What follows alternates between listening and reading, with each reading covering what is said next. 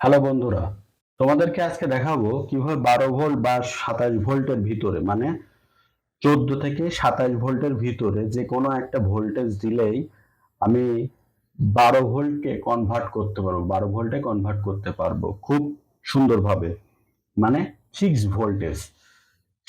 সেটা করার জন্য আমরা একটা রেগুলেটর ট্রানজিস্টর ব্যবহার করব। এর নম্বর হলো LM7812, মানে লাস্টের যে ডিজিটটা আছে এই ডিজিটে ভোল্টেজ বোঝাচ্ছে।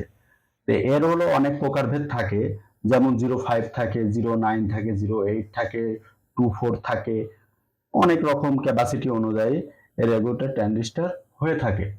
তো আমরা যে রেগুলেটর ট্রানজিস্টরটি ব্যবহার করব সেই রেগুলেটর ট্রানজিস্টরটি পজিটিভ পেজ, মানে পজিটিভ ভোল্টেজকে কমায় কন্ট্রোল করবে। আরেকটি আছে হলো 7912, সেটা হলো নেগেটিভ বেস, সে নেগেটিভ ভোল্টেজকে কমাবে।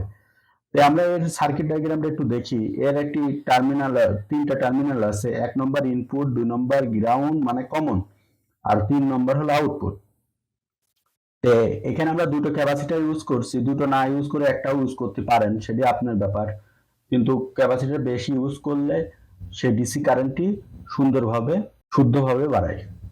আমরা কথা না বাড়াই এই জিনিসটা কিভাবে ইউজ করে সেটা হলো প্র্যাকটিক্যালি আমরা আজকে দেখব। তো সর্বপ্রথম হলো আমাদের একটি হিটসিনের সাথে লাগাতে হবে। হিটসিনের সাথে লাগায়ে আমরা একটা টেস্টার দিয়ে হিটসিনের সাথে লাগাই নিলাম। নেওয়ার পরে তো এবারকে আমরা হলো ক্যাপাসিটর যুক্ত করব।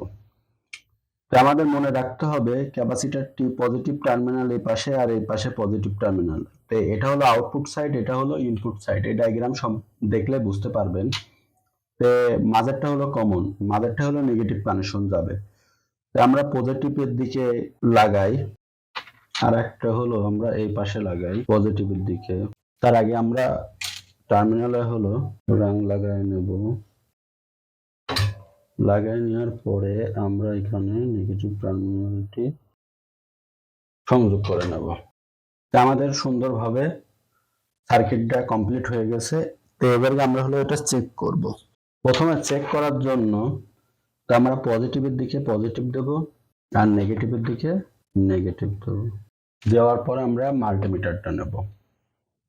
মাল্টিমিটার নেওয়ার পরে তো আমরা মাঝের টার্মিনালটা ধরবো আর পজিটিভ টার্মিনালটা ধরবো ইনপুট সাইড। তো আমরা ইনপুট সাইডে ঢোকার পরে দেখছি এটার ভোল্টেজ দেখাচ্ছে 14.70 মিলি ভোল্ট। আর আমরা যদি এই পাশে ধরি তাহলে এখানে দেখাচ্ছে হলো 12.17। এটার ভোল্টেজ যদি আমরা 27 ভোল্ট পর্যন্ত দিলে এটা কন্ট্রোল করতে পারবে। আবার ভালো করে দেখুন, এই নেগেটিভ আর পজিটিভে ধরলাম, ধরার পরে 14 ভোল্টেজ দেখাচ্ছে, আর আমি এই পাশে ধরলাম, ধরাতে ভোল্টেজ দেখাচ্ছে হলো 12.17।